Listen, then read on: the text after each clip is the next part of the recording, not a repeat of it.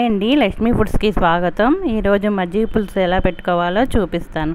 దానికి కావాల్సిన పదార్థాలు: సొరకాయ, పెరుగు, శనగపిండి, మిరియాలు, అల్లం, టమాటా, వంకాయ, పచ్చిమిరపకాయ, కొత్తిమీర, ములక్కాడ, బెండకాయ, కరివేపాకు.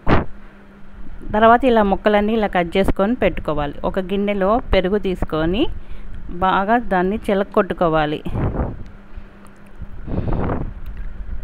తర్వాత 2 గ్లాసులు నీళ్లు పోసి అందులో కొంచెం శనగపిండి, ఉప్పు, పసుపు వేసి కవ్వంతో చిలుక్కోవాలి. బాగా తరకలు లేకుండా చిలుక్కోవాలి. అందులో మిరియాల పొడి, తురుముకున్న అల్లం,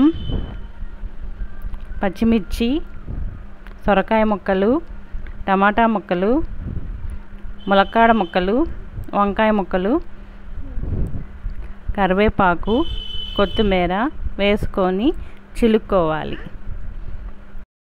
ఇలా స్టవ్ మీద పెట్టుకొని 10 నిమిషాల పాటు మరిగించుకోవాలి.